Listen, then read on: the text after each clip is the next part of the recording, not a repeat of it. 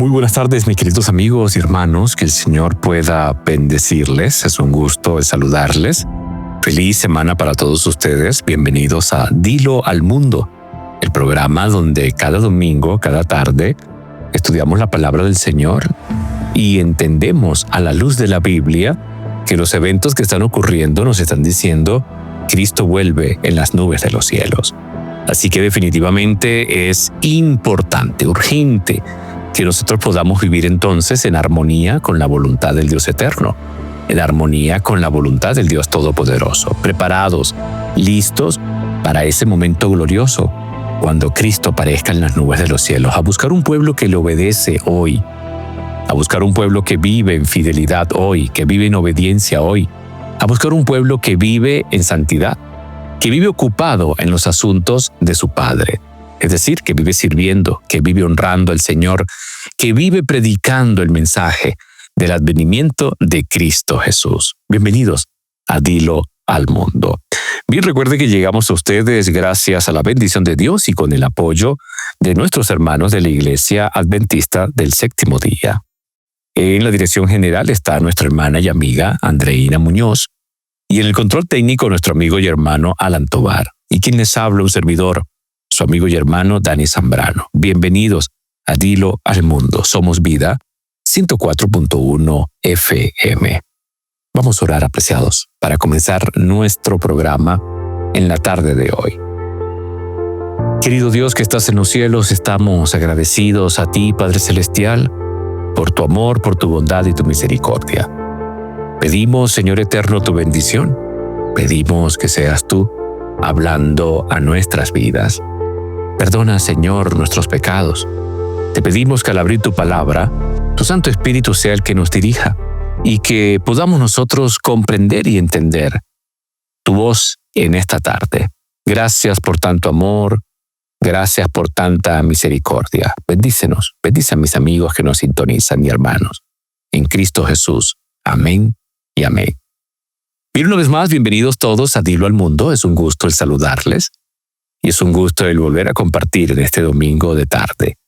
Ya hemos hecho tantas cosas en el día y ahora es momento de que nos sentemos juntos como familia. Usted allí en su cuarto, en su sala, quizás con sus audífonos, pero todos allí reunidos, conectados, para poder estudiar la palabra del Señor. Recuerde que estamos en nuestra tercera entrega de esta edición especial donde estamos hablando acerca del Papa Negro y que si viene o que si es el fin del mundo, qué es lo que dice la palabra del Señor. Ahora, fíjense ustedes lo interesante de todo esto. Mientras usted está escuchando este programa, ya inició, si es que no ha terminado, pero ya inició lo que tiene que ver con la elección del Papa. Inició este miércoles 7 de mayo. Y entonces ya se hizo esa misa donde allí en el Vaticano se reúnen toda esa serie de cardenales, todos vestidos de rojo, de púrpura, y ahí entonces comienza a hacerse una misa en la Capilla Sistina del Palacio Apostólico de la Ciudad del Vaticano para elegir al sucesor del Papa Francisco. Y allí comienzan las apuestas, ¿no? No digo que estén ocurriendo apuestas allí, sino que la gente comienza a hacer sus apuestas y comienzan a lanzar al ruedo sus candidatos para entonces ver quién es el que allí puede obtener la victoria.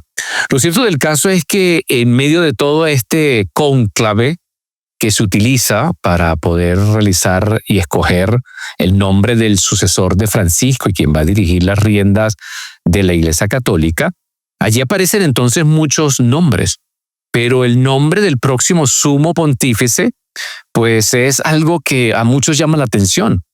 Para muchos pareciera que no tiene importancia, pero el mundo entero, literalmente, apreciados hermanos, se paraliza. Y todos están ante la expectativa de que surja entonces el humo blanco para decir tenemos papa o habemos papa. Ahora, ¿cuáles son los candidatos favoritos? ¿Cuáles son los candidatos que están allí para entonces poder decir, bueno, estos son los posibles sucesores?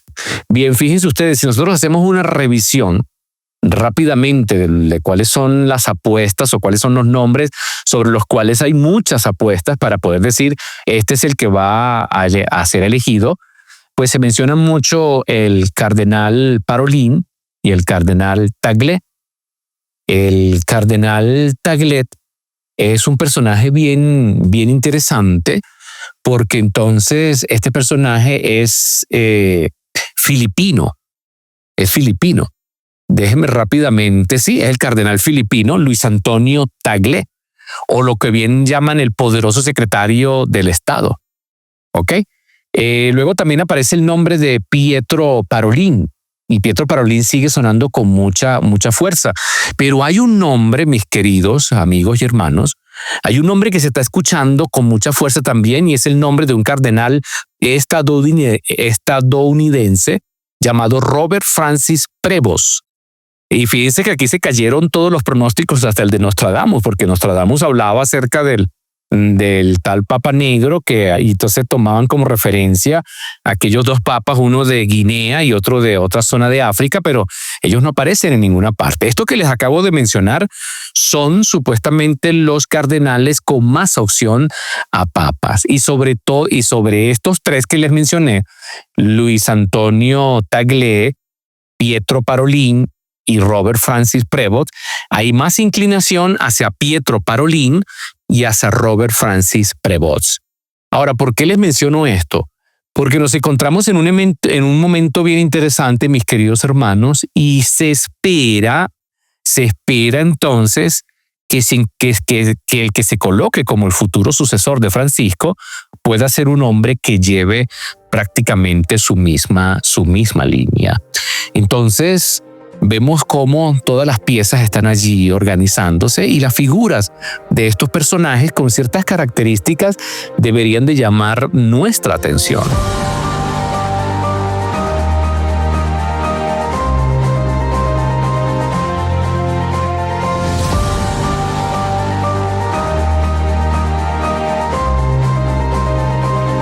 Para mencionarles rápidamente las características de cada uno de ellos, el señor Pietro Parolin, el cardenal italiano, que se perfila como el sucesor más fuerte de Francisco, pues este hombre es el secretario de Estado del Vaticano. Y durante el papado de Francisco, cuando estuvo enfermo, él lo reemplazó en algunos eventos durante su enfermedad. Este hombre es conocido porque pareciera que se inclina mucho en cuanto a estar pendiente, ayudar a las personas pobres, ayudar a quienes están en necesidad.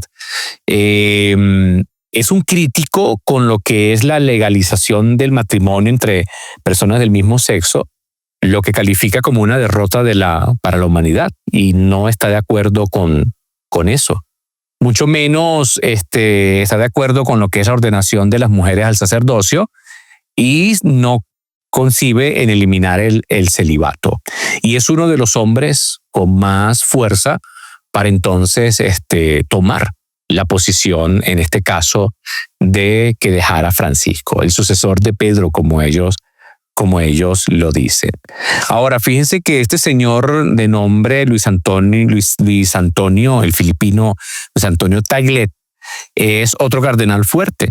Pertenece a la orden de lo que tiene que ver con los países asiáticos, y entonces este personaje también es interesante porque él defiende mucho a algunos obispos que están allí implicados en algunos abusos o en conductas indebidas, pero lo ven como un hombre muy conservador. Lo ven como un hombre que también pudiera ser el sucesor, en este caso, de el Papa Francisco. Pero lo que más me llama la atención, mis queridos hermanos, por encima de estos dos señores, Luis Antonio Tagle, el filipino, y Pietro Parolin, el italiano, es el Papa americano, el Papa estadounidense, Robert Francisco Prevost. Robert Francisco Prevost es un eclesiástico católico estadounidense y es uno de los nombres que también suena como sucesor del Papa Francisco. Es un hombre que viene de trabajar como misionero en el Perú, duró muchísimos años en el Perú. Es un hombre misionero, es un hombre que incluso dicen algunos que aboga por la causa de países como Venezuela, Nicaragua, etcétera. Es muy amigo del presidente de los Estados Unidos, Donald Trump, y es un hombre que tiene un ministerio de ayuda y es muy inclinado a María, a lo que es la creencia con María.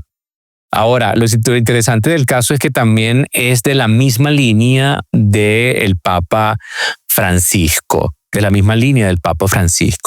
Y entonces suena su nombre como uno de los candidatos más fuertes en ocupar la posición que dejara Francisco. Ahora, fíjense que hay acusaciones contra él en Perú por algunas denuncias allí donde lo involucran en asuntos también de violencia sexual, etcétera, allá en la diócesis de Chiclayo, en Perú. Pero él fue sacado de allí, fue llevado entonces allí al Vaticano y allá se encuentra. Y es uno de los hombres que se ve como el sucesor, en este caso, de lo que tiene que ver con Francisco I. Ahora, les menciono todo esto, mis queridos hermanos, porque si usted pudiese ver, puede hacerlo por ejercicio o haga un ejercicio, coloque en Google fotos del cónclave y usted va a ver allí cómo todos aparecen vestidos de rojo y aparece el signo del símbolos como la copa donde ellos tienen supuestamente el vino, aparece el símbolo del Vaticano, están metidos allí sobre las columnas que tienen serpientes enrolladas, aparece también todos los elementos que utiliza la iglesia católica para hacer su misa. Entonces ellos hacen su misa para entonces supuestamente pedir la dirección del Espíritu Santo y que sea el Espíritu Santo el que les guíe y el que les dirija. Pero me llama la atención una foto que estoy viendo donde todos aparecen vestidos de rojo. Ahora, ¿por qué les menciono eso de púrpura? Porque cuando usted va al libro de Apocalipsis, el capítulo número 17, allí se describe las características, en este caso, de esta mujer y cómo estaba vestida. Recuerde que la mujer en este caso es símbolo de la iglesia falsa, que está sentada sobre muchas aguas, que está sentada sobre la bestia y que ha engañado al mundo entero con el vino de su fornicación. Y allí está, ¿no?, su cáliz de oro, lleno de oro de abominaciones y de la inmundicia de su fornicación. Ahora, lo más interesante es que el versículo 4 de Apocalipsis 17 dice: y la mujer estaba vestida de púrpura y escarlata, adornada de oro, de piedras preciosas y de perlas, y tenía en la mano un cáliz de oro lleno de abominaciones y de la inmundicia de su fornicación. Y en su frente un nombre escrito, un misterio: Babilonia la Grande, la madre de las rameras y de las abominaciones de la tierra. Y vi la mujer ebria de la sangre de los santos y de la sangre de los mártires de Jesús. Y cuando la vi, quedé asombrada con gran asombro. Y otra característica muy, muy, muy interesante también, versículo número 9, las 7 cabezas son 7 montes sobre los cuales se sienta la mujer. Y el Vaticano es conocido como la ciudad de las 7 colinas. Y luego se mencionan 7 reyes, pero en este caso no vamos a aplicarlo porque ya lo hemos explicado. No se aplica a la sucesión de papas desde 1929, cuando viene el Tratado de Letrán. No, está hablando de los reinos. 5 de ellos han caído, ya los mencionamos. Uno es y el otro no ha venido, y cuando venga es necesario que dure breve tiempo. Pero luego se menciona la bestia que era antes de 1798, la bestia que no es después de 1798, y luego es el 8º y está entre los 7 y va a perdición. La bestia recupera su poder, entonces va a perdición, como lo dice también Daniel 11, versículo número 45, no tiene quien le salve.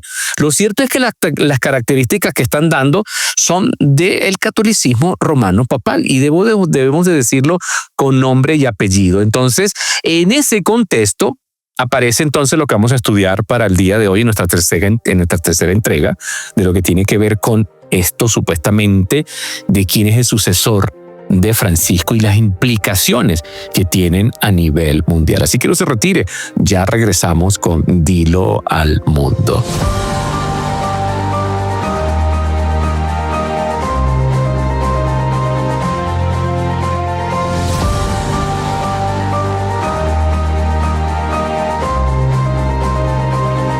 Bien, mis queridos hermanos, quiero, antes de continuar con nuestro análisis sobre el nuevo Papa, porque ya tenemos Papa, usted acaba de escuchar parte del primer programa que se grabó para que saliera hoy 11 de mayo.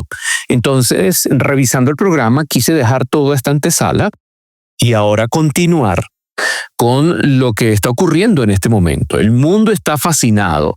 El mundo se encuentra fascinado. Ya se ha elegido a un nuevo papa y más de 1.500 millones de personas católicas en el mundo celebran. Los presidentes celebran. Las Naciones Unidas celebran. El mundo entero celebra la elección del Papa León XIV o el señor Presbo, que es de perfil progresista en lo referente a inmigración y a la pobreza y conservador en otros aspectos como la ordenación femenina. Y hasta allí pareciera como que se ve bien, ¿no? Este señor que ha sido elegido como el nuevo papa de la Iglesia Católica, después de que el cónclave se reunió y se estableció allí y salió humo blanco y el mundo entero celebró. Ahora, ¿cuál es el impacto de esto? ¿Quién es este señor? ¿Por qué utiliza el nombre León XIV? ¿Quiénes fueron los otros leones 13, 12, 10 que le precedieron? ¿Por qué el presidente de los Estados Unidos de Norteamérica publicó unas horas antes, lo siguiente en su red social? Porque él escribió y dijo: se acerca la edad de oro de Estados Unidos.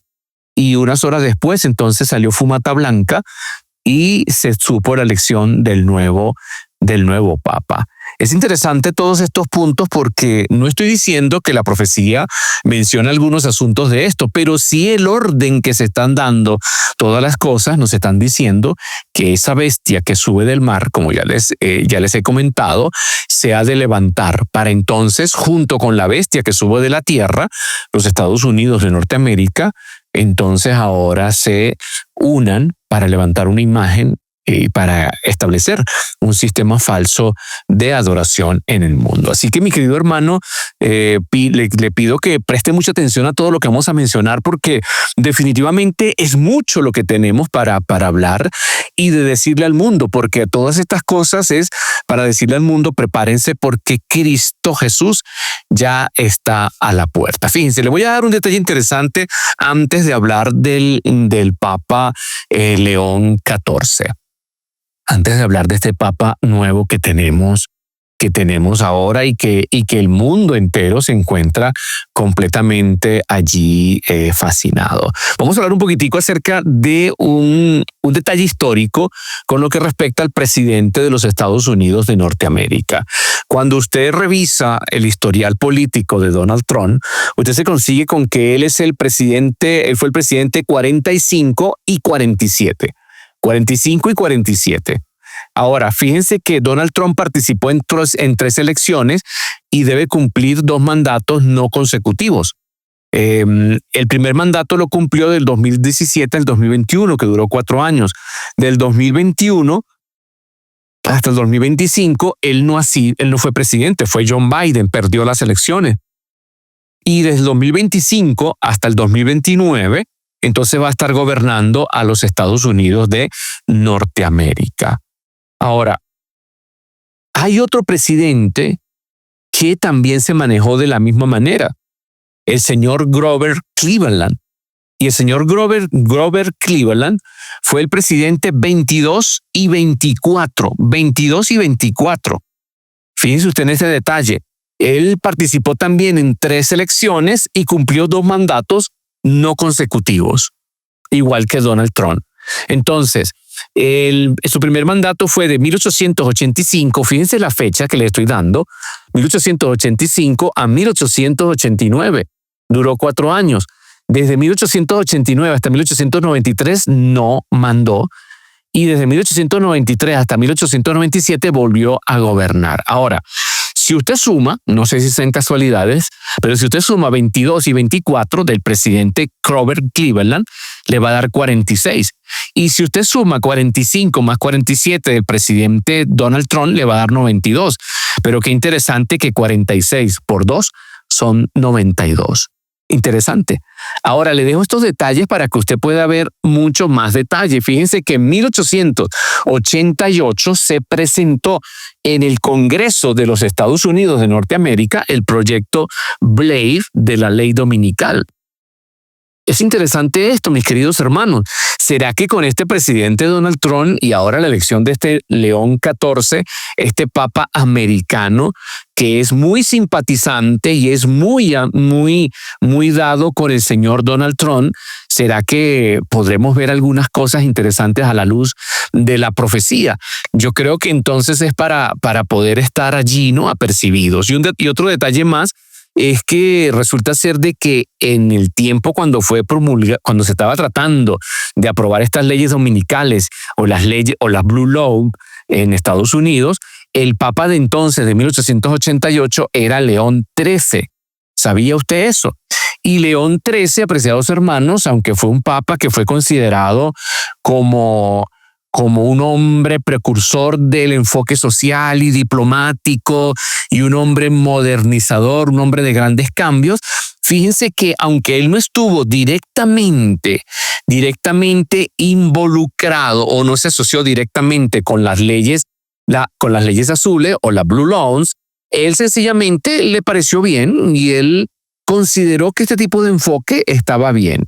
Recuerde que el legado de León XIII, antecesor del señor León XIV, para ser más exacto, 122 años después de la muerte de León XIII, entonces ahora el señor Presbot toma el nombre de León XIV.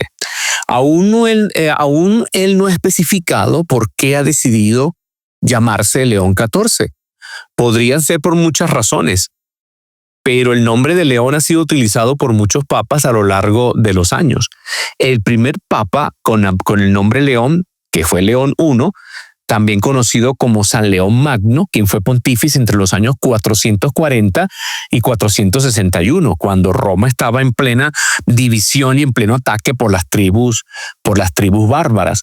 Y él se le conoció como el Papa con el compromiso de la paz. Fíjense que según la historia, Papa León I se reunió con Atila, rey de los hunos, en el 452 y hizo que este último desistiera de invadir Italia. Y es interesante esto porque entonces de allí en adelante se conoció a este Papa León como un hombre con supuesta gran autoridad de parte de Dios. Por eso se hacía llamar el Magno.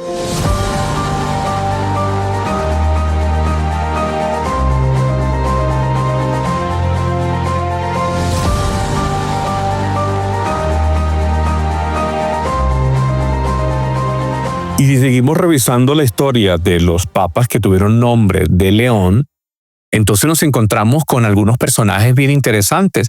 Ya les mencioné a León I, que fue papa durante 21 años y 42 días, desde el 440 hasta el 461. Y pues tuvo la oportunidad de reunirse con Atila y lo convenció para que no invadiera la península itálica. Teológicamente, este papa siempre trató de redefinir muchas cosas, principalmente con el tema de la cristología, en lo que tiene que ver con la unión de las dos naturalezas, y estableció allí algunos dogmas que hasta el día de hoy todavía siguen enredando, ¿no?, a muchos. Fue un partidario también de la adoración a María. Luego tenemos a León II, no voy a hablar mucho de ellos, León III y así sucesivamente, y cada uno de ellos siempre apuntando a lo que tenía que ver con la veneración de santos, haciendo reformas dentro de la iglesia, etcétera. Pero si seguimos revisando la historia de todos estos papas con el nombre de León, nos encontramos entonces con el Papa León X, Y este Papa León X, apreciados hermanos, es bien interesante destacar algunas cosas de este personaje, porque el Papa León X pues es el papa que promulgó la predicación de lo que se conocieron como las indulgencias. para financiar entonces la reconstrucción de la Basílica de San Pedro. ¿En qué consistían las indulgencias? Pues en conceder el perdón de la pena temporal por los pecados a cambio de dinero. Y fue un factor clave que contribuyó al inicio de la Reforma Protestante. Allí aparece la figura del señor Texel. El Papa León X entonces envía al monje Johann Texel a Alemania a predicar y a vender indulgencias con el objetivo de recaudar fondos para la reconstrucción de San Pedro. Y Texel era conocido por sus habilidades como vendedor, utilizaba una retórica llamativa y persuasiva para comprar a la gente de comprar indulgencias. Allí aparece Martín Lutero. Martín Lutero entonces tiene esa reacción. Martín Lutero pega entonces en 1517 sus famosas 95 tesis que cuestionaban la autoridad papal y la eficacia de las indulgencias. Allí inicia entonces lo que se conoce como la Reforma Protestante. ¿Cuál fue la respuesta del Papa León X? Pues León X inicialmente no respondió a las críticas de Lutero, pero posteriormente lo condenó por herejía y lo excomulgó.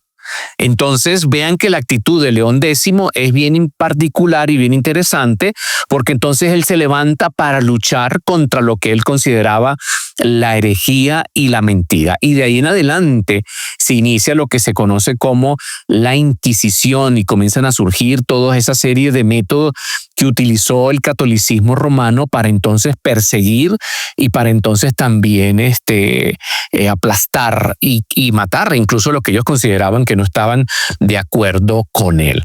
Otro detalle también de León X es que León X sacó una bula, una encíclica, para entonces poder revisar lo que ellos llamaban libros no autorizados para estudiar. Y dentro de esos libros no autorizados para estudiar se encuentra lo que es la palabra del Señor. Él fue literalmente un catalizador para entonces levantar la rebelión y el ataque contra la reforma que se levantó en su tiempo. ¿Okay? Lo cierto fue que condenó literalmente las tesis luteranas y entonces en 1520 saca la bula Exsurget Domine, en la que Lutero quemó públicamente, pero entonces él de allí en adelante comenzó a perseguir a todos los que estaban en contra del papado en aquel entonces. Entonces estamos hablando de que la mayoría de los papas que tienen ese nombre, León, pues siempre se han levantado en favor de la iglesia y de establecer reglas para ir en contra de aquellos que supuestamente no estén en contra de lo que estos pontífices o estos reyes dictan, ¿no? Un detalle interesante también de León XIII es que apoyó mucho la mariología y promovió el rosario tanto como el escapulario. Y él estableció las reglas para que la gente pudiera entonces buscar a María como mediadora. Ahora tenemos entonces a un papa progresista, un papa bajo esta misma figura, un papa que viene de una línea en la cual pues todos ellos simplemente se levantan en favor de la iglesia y simplemente se levantan para entonces, mis queridos hermanos, estar a favor de lo que ellos consideran que debe de establecerse en el mundo. Tenemos a un presidente de los Estados Unidos de Norteamérica con una posición bien interesante en la cual él considera que Estados Unidos debe de volver entonces a levantarse como una nación única en el mundo, controlar completamente el mundo. Y ahora entonces tenemos a este señor que también es americano y qué casualidad que los dos están allí en este contexto profético final. El Papa nuevo acaba de decir lo siguiente: el mal no prevalecerá. ¿A qué llama el mal? Todos estamos en manos de Dios, por lo tanto, sin miedo, unidos de las manos de Dios, y entre nosotros avancemos hacia adelante, dijo el nuevo pontífice en su primer discurso en la plaza de San Pedro. Es interesante entonces que tenemos ahora todo este nuevo enfoque en el mundo ¿Qué cosas veremos, apreciados hermanos? Bien, solamente el Señor lo sabe. Lo interesante de todo esto es que usted y yo debemos estar preparados y debemos estar apercibidos. Los reyes de la tierra, los presidentes de la tierra, están todos fascinados, están todos alegres. El mundo está completamente postrándose y maravillándose en pos de la bestia. Lo cierto del caso es que, recuerde, los lineamientos del papado no cambian y su objetivo está muy claro y muy trazado en la palabra del Señor. Así que estamos viviendo momentos interesantes. Cristo vuelve en las nubes de los cielos y hoy más que nunca nosotros necesitamos prepararnos, estar preparados, mis queridos hermanos, porque lo que viene sobre nosotros ya es inminente. Ahora, la gran pregunta final para terminar nuestro programa es: ¿está usted listo para el encuentro con el Señor? Es tiempo de prepararnos y también es tiempo de decirle al mundo: Cristo vuelve. Y nosotros estamos llamados a dar ese mensaje solemne. Mi querido hermano, cimentémonos en la palabra del Señor, cimentémonos en la verdad de Dios y permitamos que el mundo pueda conocer el gran evento que está próximo a ocurrir. Prediquemos el Evangelio, anunciemos el regreso de Cristo. Esa es la verdad solemne que hoy más que nunca usted y yo debemos de predicar. Que el Señor le bendiga. Feliz día para usted.